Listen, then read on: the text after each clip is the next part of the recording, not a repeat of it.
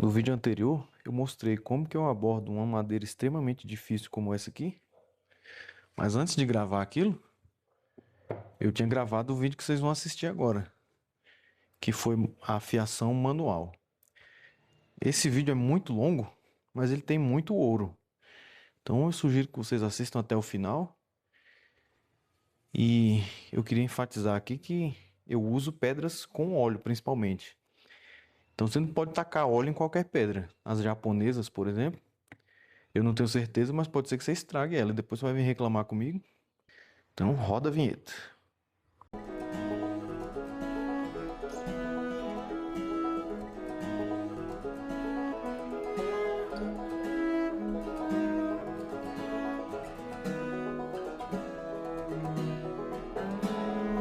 Fala aí, meus marceneiros. No vídeo passado eu mostrei esse gabarito. Aí eu não quero induzir ninguém a comprar as coisas. Eu quero que as pessoas que se interessam por isso tenham opções alternativas e sem gastar muito, porque o custo pode inibir a pessoa de entrar nesse hobby, né? Eu queria falar um pouco mais sobre esse gabarito. O meu já está muito folgado. Ele tá com folga aqui também. Aqui eu lixei porque a lâmina ficava mal ajustada. Tem gente que lima essa parte aqui de dentro. Essa parte aqui seria para segurar formão. Mas hoje o vídeo é sobre afiação à mão livre. Porque além de ser mais rápido, é mais eficiente. No meio do trabalho, às vezes você vai pegar uma madeira terrível de mexer, igual essa aqui, que é super densa, super dura, cheia de sílica. Ela cega demais as ferramentas. Toda hora você tem que parar para afiar. Aí você vai, coloca gabarito, mede, aperta, lixa, não sei o que. Até fazer isso, perde tempo. Agora, um pouco de teoria. O pessoal diz que faz retífica da lâmina. Eu detesto essa palavra retífica para esse contexto. Porque se eu simplesmente esfregar uma lâmina numa pedra dessa diamantada, eu vou só copiar as imperfeições da pedra na lâmina. Essa aqui, por exemplo, ela não é plana. O calibre de folga está passando aqui com facilidade. Então, se eu fizer essas costas da lâmina nessa diamantada aqui, ao invés de retificar, eu vou só copiar esse arco que é de centésimos de milímetro, mas vai acontecer uma coisa que é bem comum nas planas antigas. Quando a gente compra uma plana velha, eu já comprei várias, elas vêm com essa área aqui mais baixa do que o meio. Por quê? No tempo do meu bisavô, essa pedra que era dele, eles não tinham acesso a essas coisas aqui. Não tinha pedra diamantada, não tinha lixa 2500 fácil igual tem hoje. Isso não impedia eles de produzir o trabalho. Essa aqui, essa pedra é de óxido de alumínio. Ela tem até uma barriguinha aqui. Essa parte do centro é um pouco afundada. Hoje eu não vou mostrar afiando com ela. Mas aí, o que eu ia dizer? Se eu passar essa lâmina aqui, ela vai comer muito essas orelhinhas. Então vai causar uma grande distorção. Mas na internet, o pessoal parece que esqueceu, ficou doido. E eles dizem que isso aqui só vai prestar se tiver perfeitamente plano. Então como é que faziam antigamente? Era muito comum. O enquadramento aqui não está muito bom. Era muito comum. O cara vai, passa aqui, afia, cria rebarba. Depois, na hora de puxar, dá uma levantadinha. E quantas lâminas eu já vi que tinha isso aqui tudo torto, distorcido, de causa de muitos anos fazendo isso. Hoje é mais fácil manter tudo plano, mas não é necessário. Até tem aquela manha, né, da régua. Eu não faço isso nas minhas lâminas, mas existe também, de colocar uma régua fina para levantar um pouquinho e criar um polimento só na borda extrema aqui desse fio. Isso não é back bevel. Back bevel é outra coisa. A mudança de ângulo, eu já fiz a conta. Numa das minhas pedras, na mais fina de todas, uma pedra 15.000, ela é larga. Então, se eu puser aquela reguinha e a lâmina assim, ela vai dar 1/3 de 1 grau de inclinação. Isso é irrelevante, porque o ângulo da plana é de 45. 45.03, 46, 44, não vai fazer tanta diferença no funcionamento da ferramenta. Aí, vamos lá. Como eu aprendi a afiar a mão livre? Treino. Pega a suta. Eu gosto de colocar esse pedaço de couro aqui que soltou do meu stroke, para a pedra não ficar andando. E aí eu coloco a suta aqui. Normalmente a gente já discutiu isso, o ângulo de 25. Tá um pouquinho menos aqui.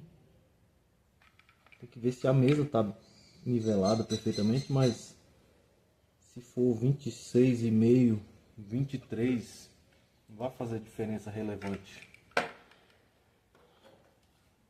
Você pode, para aprender, usar, por exemplo, um pedaço de granito. Eu tenho um granito ali, uma soleira de porta que é relativamente plano, dá para fazer.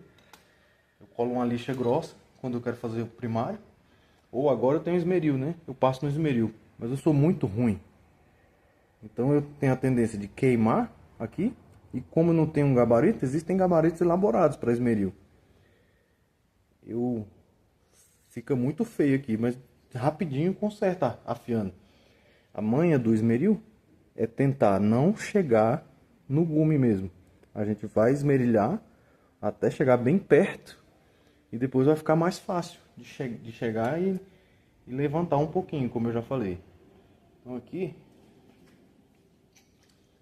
essa é uma pedra nacional. Eu impregnei ela com vaselina. Ela era laranjada originalmente, mas já está com tanto aço e pó de abrasivo que eu esfrego ela numa lixa às vezes para reavivar, que ela tá meio preta. E aí, beleza. Isso aqui é como se fosse andar de bicicleta de rodinha. Isso aqui é como se fosse andar de velotrol.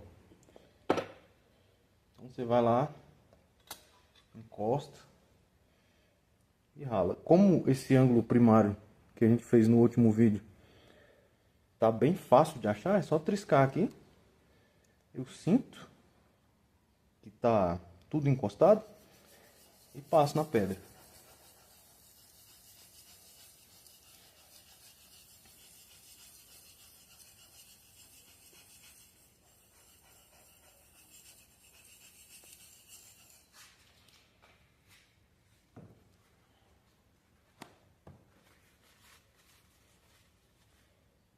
Já subiu bem a rebarba.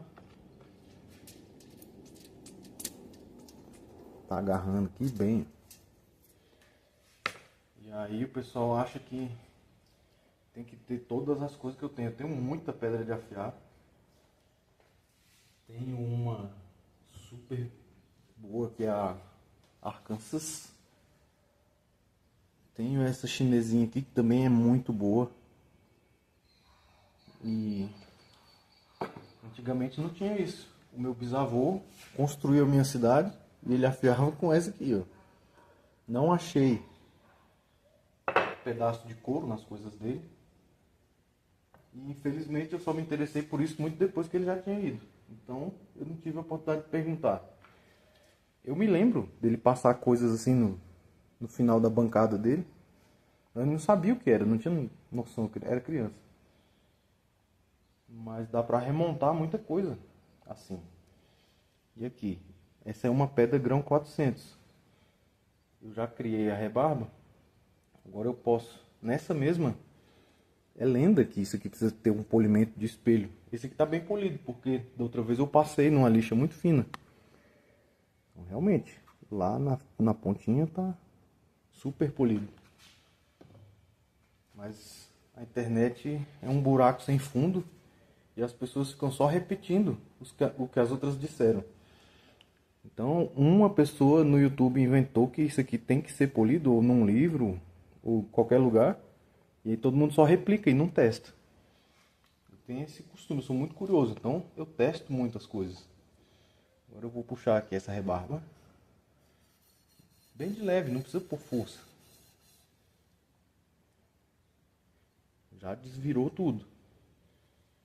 Se eu não estivesse falando tanto, isso aqui seria muito rápido. E aí eu posso tentar afinar essa rebarba, passando mais uma vez. De novo, se quiser testar e aprender, é só usar uma suta como um apoio, né? Como se fosse um gabarito. Aqui eu encostei, senti bem. Eu vou fazer a mesma coisa que o gabarito. Aqui eu já levantei um pouquinho. Se eu não levantar demais, tá tudo certo.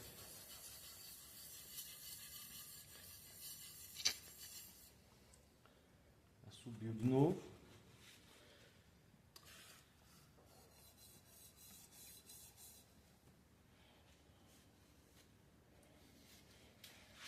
E aí tem vários jeitos de remover essa rebarba.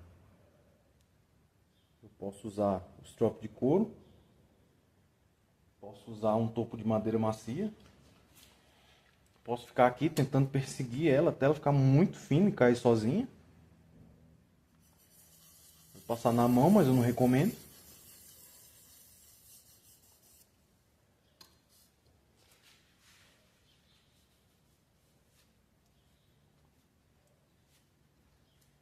Agora ela já está bem enfraquecida.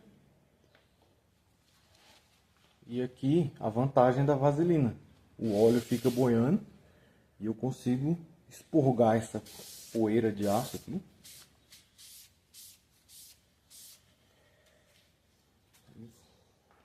Agora vamos ver se corta. Ainda tá com a rebarba aqui, né? E o strop pode ser um pedaço de cinto velho, pode ser sem óxido de cromo, pode ser com. As pessoas não têm a menor noção do que isso aqui faz. Eu também não entendo muito não, eu só faço. Eu também não finjo. Aí você vê aqui, por exemplo, o Paul Sellers passa com muita força no strop. Pela minha experiência, isso faz um corte ficar suave, mas ele corta menos. O corte mais preciso, ou mais... hoje mesmo eu postei um short colocando cavaco finíssimo. Para tirar aquilo, essa geometria do fio tem que estar muito certa. E o strop acaba arredondando esse fio. Se você passar com muita força, o pessoal das facas já sabe muito bem disso. Eles passam super de levinho, só para livrar da rebarba. Não precisa montar com força aqui, não precisa passar 40 vezes. Eu normalmente passo nesse sentido, porque esse próprio batente aqui segura, mas para o vídeo fica melhor assim. Vou passar uma, duas, com a pressão de um dedo. 3 vezes. Uma, duas. Sem precisar bater e fazer espetáculo, não sei o que lá. E se eu deixar, por exemplo, é muito comum você ver, o cara vai fazer o strop, aí ele deixa a lâmina passar. Faz assim, deixa passar aqui. Isso tem um efeito detrimental para o corte. O que quer dizer isso? Estraga. O fio fica arredondado para os dois lados.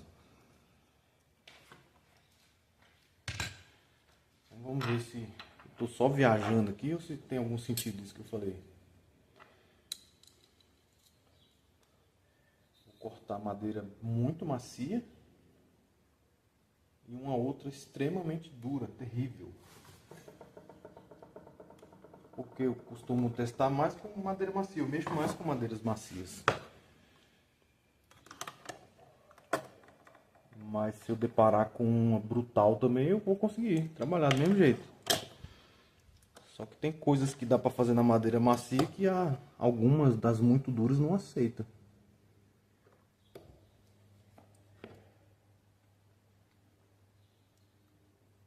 De novo, sempre quando eu vou começar a planar, eu faço aqui o ajuste lateral olhando. Volto a lâmina completamente. Aí, aqui ela tá fora da boca. Eu rodo aqui até ela chegar, tirar essa folga do mecanismo. Só então eu vou começar. Eu fiz essa bagunça aqui para ficar bonita a foto da capa do vídeo. E aqui eu vou passando ela e avançando a lâmina devagarzinho. Começou a cortar. De novo, eu usei só uma pedra grão 400. Então quem disser que só corta fino se tiver um polimento extremo, isso aí é sei lá o que, bicho. É talvez até charlatanismo, voluntário ou involuntário. E no tempo do meu bisavô, era assim. Como é que o povo construía as coisas antigamente? Se não tinha toda essa tecnologia disponível de abrasivos de diamante, isso era inimaginável. Aí. Não sei nem para que lado que tá aí na fibra.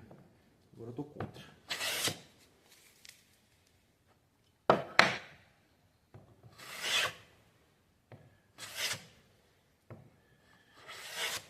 Então, às vezes eu mostrei aqui o gabarito, o guerreiro William, aqui do canal, já se animou, falou, opa, é isso que eu preciso.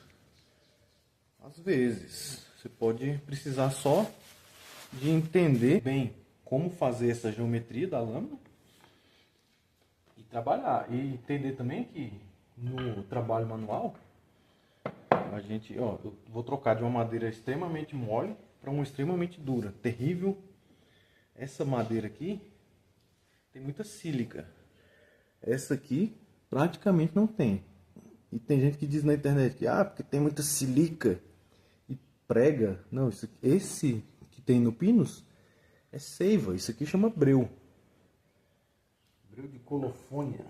Isso é tipo uma cola, né? Dá pra fazer até verniz com isso. Eu tenho um experimento aqui que é terebentina com breu e óleo de linhaça. É uma forma bem primitiva de verniz. Agora a sílica é diferente. A sílica é um abrasivo. Ela é feita de silício.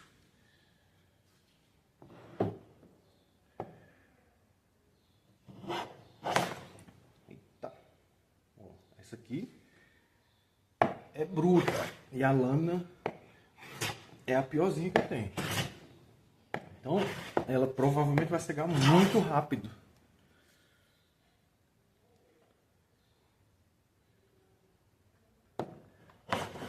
E essa peça não está perfeitamente planada.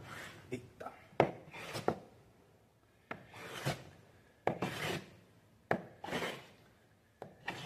Já está na hora de afiar. Ela tá... Isso é um indicativo interessante também. Que hora que eu afio? Quando você precisar colocar força na plana para ela cortar, provavelmente é porque já está cega. Aí você vai, como testa, eu costumo passar aqui na costa da unha, eu sinto que está cheio de dentinhos. Aí agora seria a hora de tirar, afiar de novo, mas eu vou pegar a lâmina verdadeira dessa plana aqui, que tem um tratamento térmico melhor. suporta melhor esse tipo de trabalho aqui.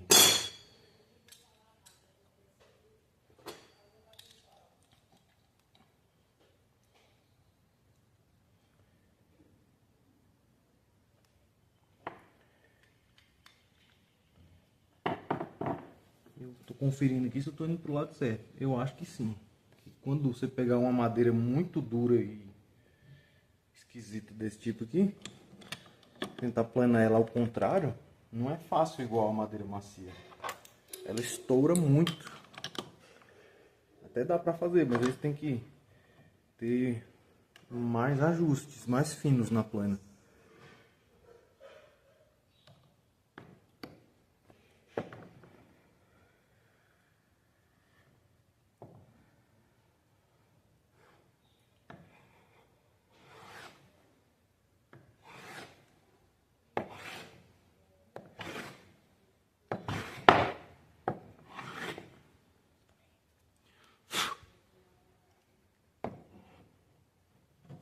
Tá certo. Fiz alguma coisa errada aqui.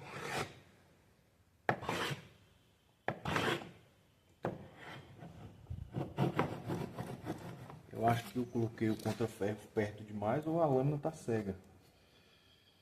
E eu já quebrei uma lâmina de plana. Exatamente nessa madeira. Eu fui tentar planar e ela tava cega. Eu fui avançando, avançando, avançando. Até que por fim ela bateu com força e arrancou um pedacinho, uma lasca da lâmina.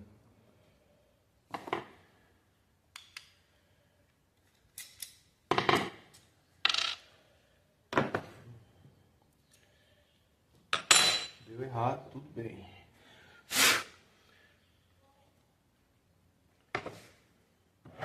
A gente faz, afia de novo. Se tá ruim.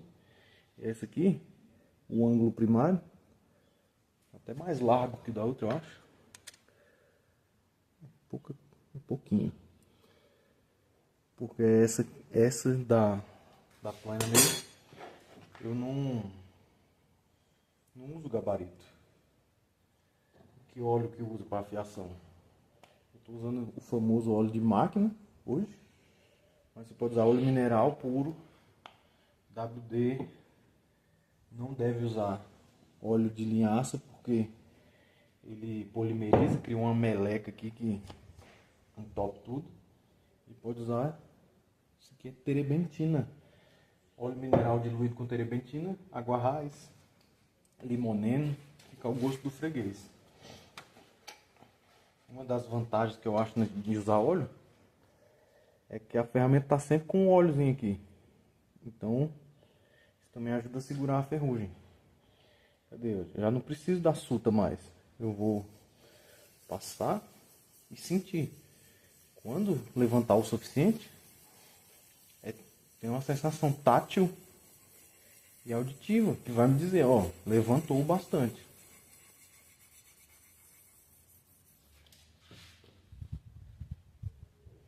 E vai levantando, sempre com cuidado de abaixar um pouquinho também para ir gastando a parte de trás aqui e ficar sempre com a geometria boa ou aceitável. Mais um pouquinho.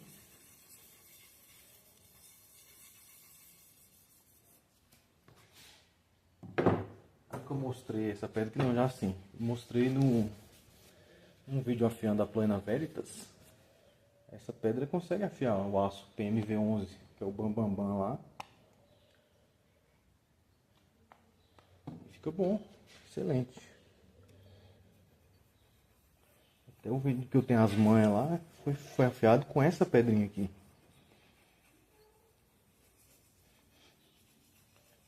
Mesma coisa, eu não preciso polir toda essa superfície, eu vou só para a pontinha, que é onde interessa. E aqui eu livro da rebarba.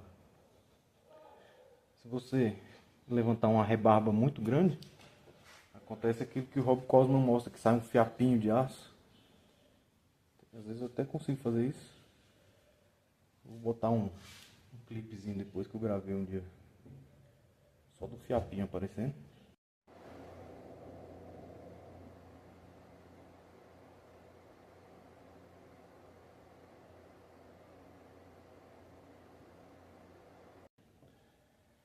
E aqui, de novo, só um pouquinho, já é o bastante.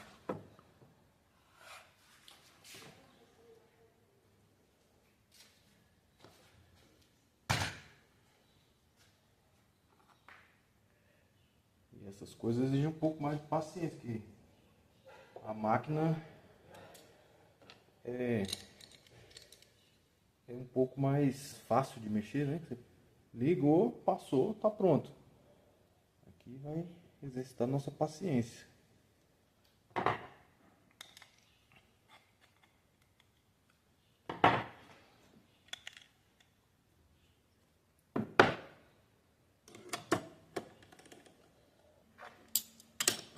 Aqui também uma coisa que é interessante, não é a finura do cavaco que importa, é a superfície que a plana deixa.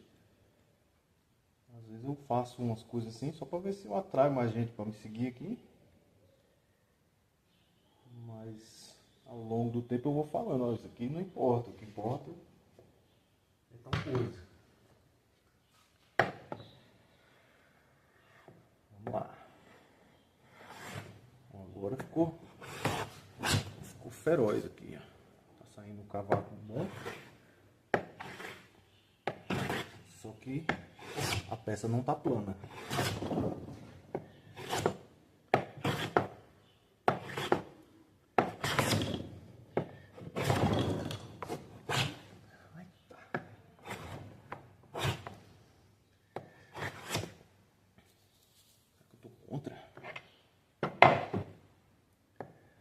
Se eu tiver contra agora vai ser horrível, que vai estourar. E aqui eu descobri, essa madeira tem... Uma hora ela corre para um lado, uma hora ela corre para o outro. Aqui eu fiz até uma seta para planar nessa direção. Porque às vezes quando acontece isso, acontece muito em mogno. Eles chamam em inglês, né? Interlocking grain, que é a fibra, sei lá, entrelaçada. Quando acontece isso, a gente tem que tirar pouco material e ter paciência.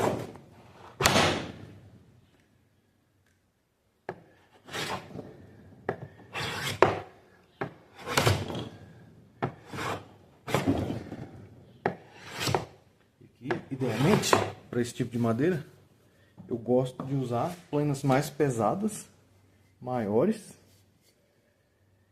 E aqui sim faz alguma diferença fechar a boca da plana. É uma madeira extremamente densa. E por causa desse veio dela maluco, quando a boca está bem fechada é mais fácil planar. Ela segura esses estouros. Então para essa aqui normalmente eu uso, eu já mostrei aqui no canal, o tamanho da minha boca da plana de alisar. 20 centésimos de milímetro. Essa aqui, deixa eu ver a lâmina de 1 milímetro. Ó. 1 milímetro. Passa aqui, ó. Entendeu? Balança. Ou seja, essa boca tá com mais de 1 milímetro.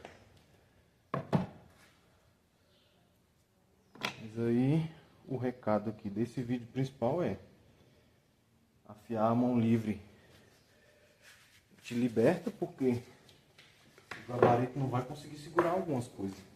Esse formão de 2 polegadas é uma espessura gigante, não consegue. No meu gabarito específico não, tem uns que custam R$1.000 que sim. Mas e como é que vai gastar 1.000 conto no gabarito? Esse formãozão aqui também, ele é todo em ângulos. Aquele gabarito não segura, então eu tenho que afiar ele na mão, na habilidade. Por exemplo, o bedame. Isso aqui o gabarito simplesmente não consegue segurar.